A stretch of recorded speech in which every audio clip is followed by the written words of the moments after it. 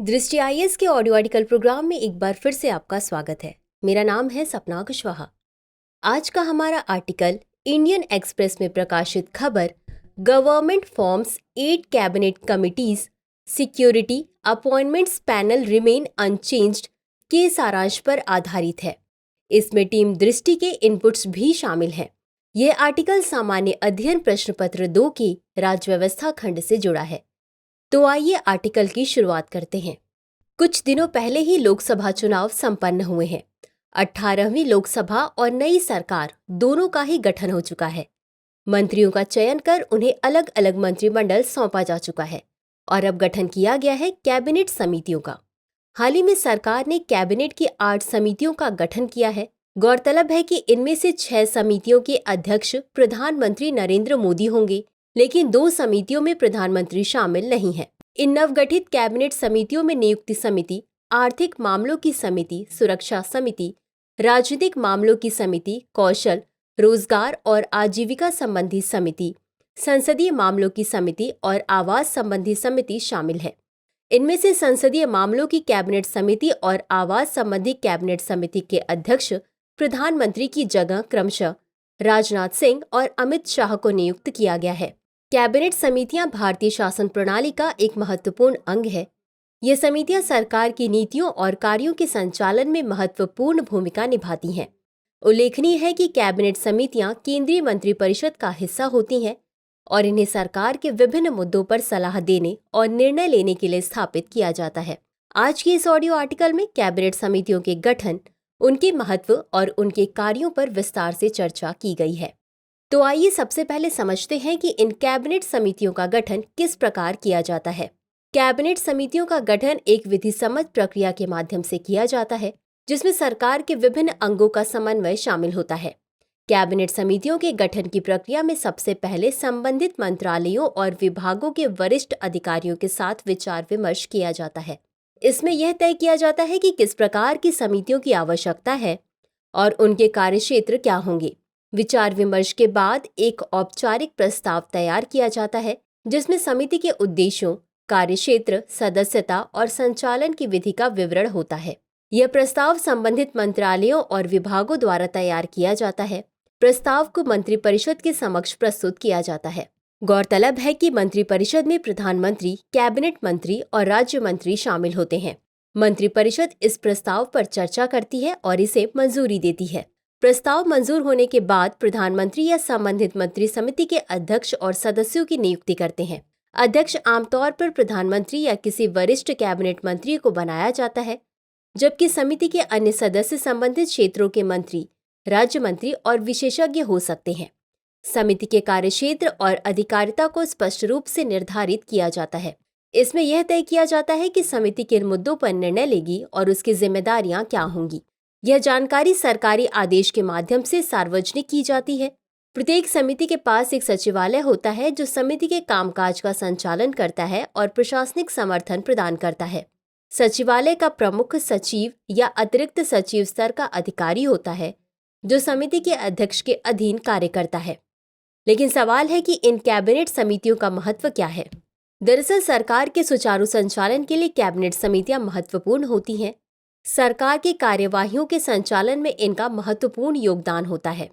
मसलन कुछ मुद्दे इतने विशेष और संवेदनशील होते हैं कि उन्हें ध्यानपूर्वक देखने की आवश्यकता होती है। कैबिनेट समितियां ऐसे मुद्दों पर ध्यान केंद्रित करती हैं और विशेषज्ञता प्रदान करती हैं। इसके अलावा ये समितियां विभिन्न विभागों और मंत्रालयों के संसाधनों में समन्वय करने का प्रयास करती हैं, जिससे सरकारी कामकाज में दक्षता आती है। साथ ही कैबिनेट समितियां छोटी होती हैं और इनमें सदस्य सीमित संख्या में होते हैं, जिससे निर्णय लेने की प्रक्रिया तेज हो जाती है। इन समितियों के माध्यम से सरकार त्वरित और प्रभावी निर्णय ले सकती है, जिससे विभिन्न विकास कार्यों और योजनाओं के क्रियान्वयन में तेजी आती है। ये समितियां सरकार के कार्यों में प्रभावशीलता और दक्षता लाने में मदद करती हैं। कुछ कैबिनेट समितियां अत्यंत महत्वपूर्ण होती हैं, जैसे कि सुरक्षा संबंधी कैबिनेट समिति और आर्थिक मामलों की कैबिनेट समिति। ये समितियां राष्ट्रीय सुरक्षा और आर्थिक विकास में महत्वपूर्ण भूमिका निभाती हैं। चूंकि कैबिनेट समितियों में ज्यादातर मंत्रिमंडल के मंत्री शामिल होते हैं, इसलिए ये समितियां सरकार की जवाबदेही और पारदर्शिता को बढ़ाती हैं।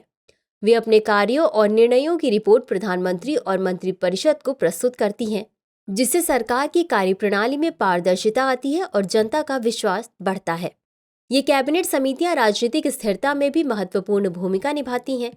वे राजनीतिक मुद्दों पर विचार करती हैं और सरकार की नीतियों और कार्यक्रमों को प्रभावी ढंग से लागू करने में सहायता करती हैं, जिससे सरकार की स्थिरता बनी रहती है।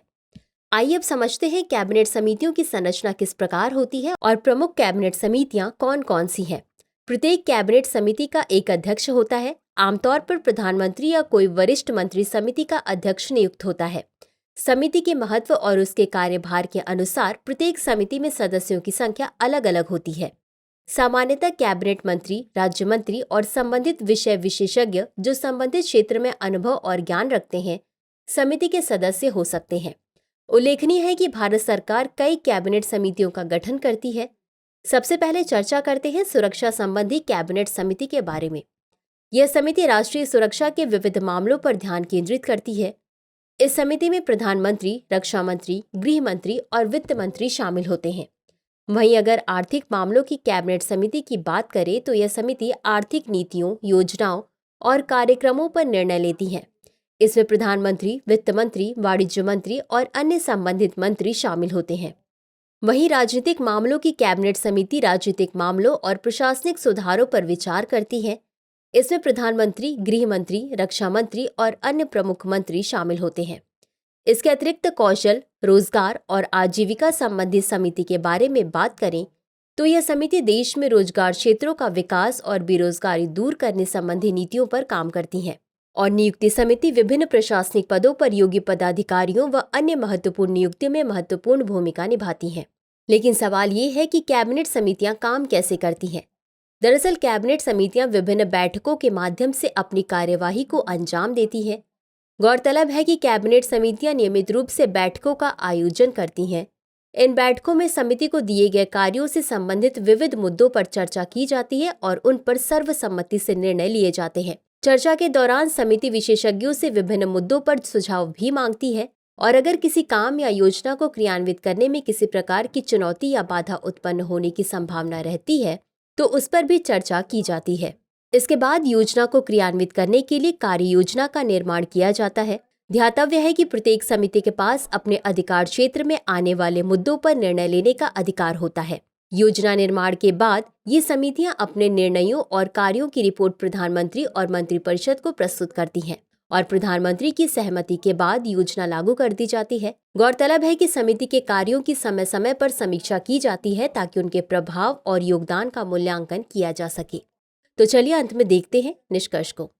कैबिनेट समितियां कई महत्वपूर्ण भूमिकाएं निभाती हैं, लेकिन इन्हें कुछ चुनौतियों का भी सामना करना पड़ता है। मसलन समितियों के पास सीमित समय होता है और उन्हें विभिन्न मुद्दों पर ध्यान देना होता है, जिससे कभी कभी निर्णय लेने में देरी हो सकती है। इसके अलावा कभी कभी विभिन्न मंत्रालयों और विभागों के बीच समन्वय स्थापित करना एक जटिल कार्य हो सकता है।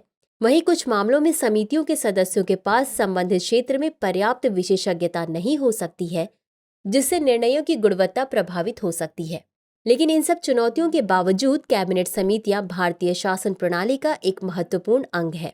यह समितियां न केवल सरकार की नीतियों और कार्यों को सुचारू रूप से संचालित करती हैं, बल्कि विभिन्न मुद्दों पर विशेषज्ञता प्रदान कर नीति निर्माण प्रक्रिया में भी महत्वपूर्ण योगदान देती हैं। ये कहना अतिशयोक्ति नहीं होगी कि कैबिनेट समितियां सरकार के सुचारू संचालन और देश के विकास में महत्वपूर्ण भूमिका निभाती हैं। तो चर्चा को विराम देते हुए नोट करते हैं आज का सवाल। भारतीय शासन प्रणाली में कैबिनेट समितियों की संरचना और भूमिका का विश्लेषण कीजिए। क्या ये समितियां सरकार के निर्णय लेने की प्रक्रिया में सुधार लाती हैं? तो व्यूवर्स, आज के लिए बस इतना ही। मिलते हैं अगले एपिसोड में किसी नए टॉपिक के साथ। तब तक के लिए धन्यवाद।